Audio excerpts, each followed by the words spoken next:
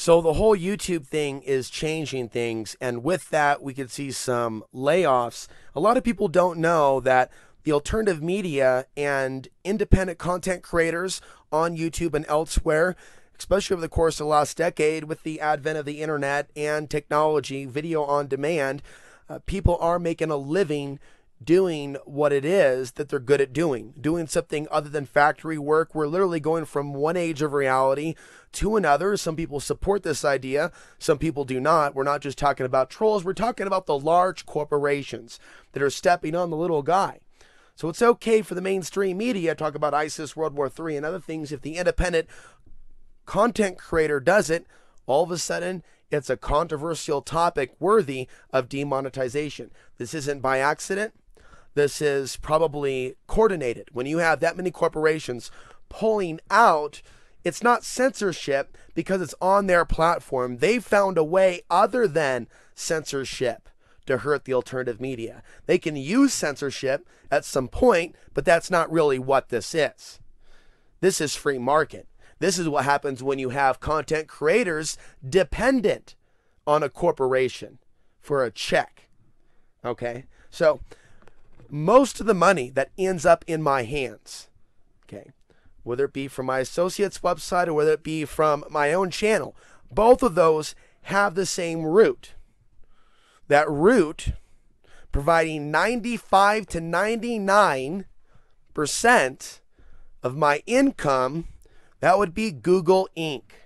Okay? Are we on the same page? Google Inc. So let's say something happens to me on both sides, like a 1-2 punch, the channel and the associate situation and everybody else. Let's say it all goes down. Everybody fucked by 2020. All this missing information.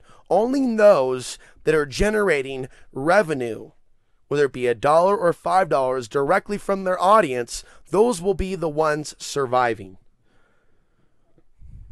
So at this stage, we're looking at the year 2017. About a month ago, in preparation for this, I spent several $100s on an on-demand channel.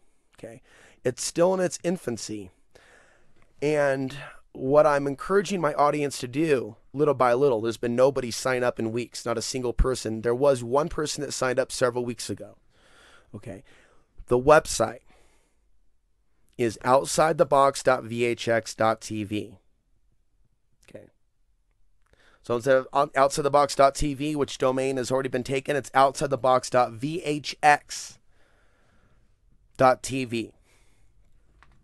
At alexansary.tv, there is a little banner at the bottom part of the screen. As I get more active, I'm going to be promoting it more.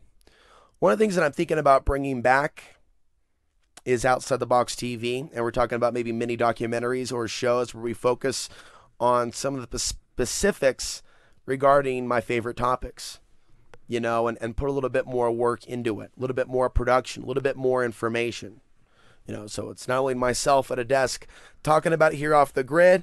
You know, there's going to be some documents, there's going to be some quotes I'll be sharing, maybe there'll be a special page I create online, the show notes. But see, something like that is going to take hours and hours of editing. And so certain levels of hard work where I'm doing everything, you know, certain things aren't worth putting on YouTube for pennies and peanuts, literally. And what's happening now is that you're looking at a 50% reduction in revenue for some content creators already. Some haven't been hit that hard. I haven't been hit that hard, but I've never really made much to begin with. And I've always really wondered if that's by design. I've been doing this for a while. Here I am in my 10th or 11th year. I'm at 11,000 subscribers, no longer at 9,000 subscribers, no longer at 6,000. But the views don't always grow. You're not always notified when there's a new video. YouTube arguably is on its way out. So, you know, you're seeing other people talk about this. It was Secular Talk that was talking about best case scenario, 50% reduction in YouTube revenue. With that comes massive layoffs for people that have developed crew, developed staff to help them build their websites. One of the things that I'm doing on my associate's website, I'm writing original content in the blog section while he does video. I provide on my end of things something to the website. I add content to the website. I help build the SEO. I help keep the SEO healthy and bringing people to the website by writing about relevant topics regarding the website niche. And say pulling stories that relate to that website's niche, and actually in some cases using objectivity. I don't write propaganda or what I don't believe in, nor am I told to.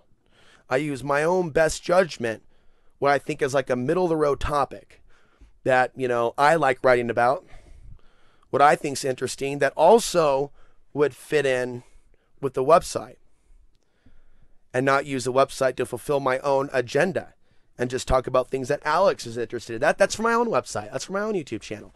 So it's been a really therapeutic and educational as well as financially rewarding.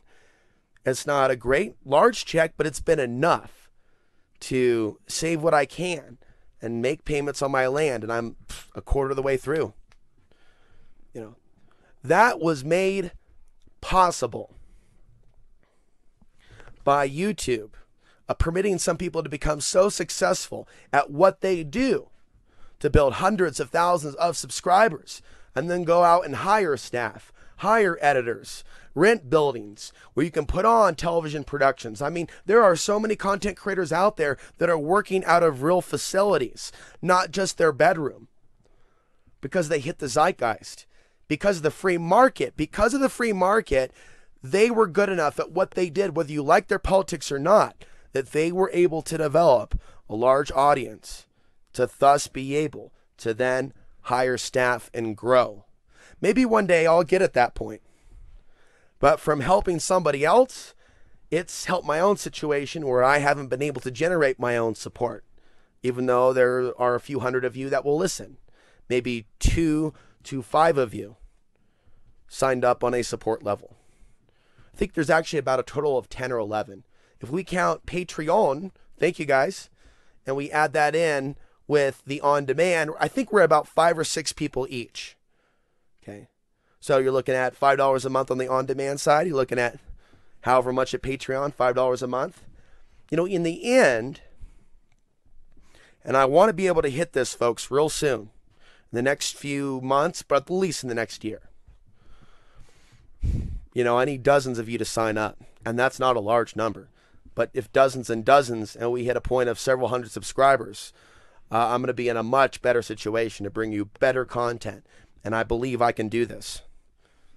I believe I can grow it from just 5 or 6 of you on the on-demand channel, outsidethebox.vhx.tv. And more of you that find this will share my vision. You'll feel my heart. You'll feel my passion. And you'll see me at some point as worthy of at least several cups of coffee per month. At some point, it will hit you that I am worth the cost of a Happy Meal. And I am worth giving back to. All right, that's all for now. Outsidethebox.vhx.tv is where I recommend sign off. Alex Ansary signing up. Alex Ansary signing off now, April 2nd, 2017.